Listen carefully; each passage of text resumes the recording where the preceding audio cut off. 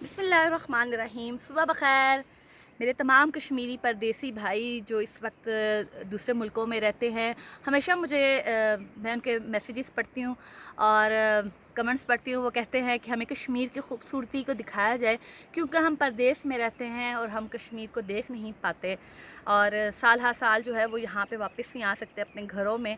तो मैं उनको उनका जो आबाई गांव है उससे कुछ मनाज़िर दिखाना चाहती हूँ कि इंसान जहाँ पे भी रहता है उसे अपने गांव से, अपने घर से, अपने लोगों से प्यार होता है।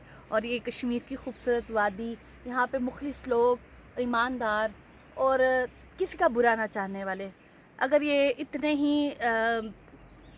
होते सख्त दिल या इस तरह, तो आज हिंदुस्तान ने उनकी रियासत पे कब्ज़ा ना किया होता, उनके साथ ये जुल्म ना किया जा रहा होता। लेकिन ये एक सच्ची कौम है, मुखलिस कौम है, और अल्लाह ताला से दुआ है कि इस गैरतमंद कौम को जो इनकी बहनों और बेटियों के साथ जुल्म हो रहा है हिंदुस्तान में, वो अल्लाह ताला कोई ऐसा सबब बनाए, कोई मोहम्मद बिन कासिम आए और हिंदुस्तान को निस्तो नाबूद कर दे इंशाअल्लाह।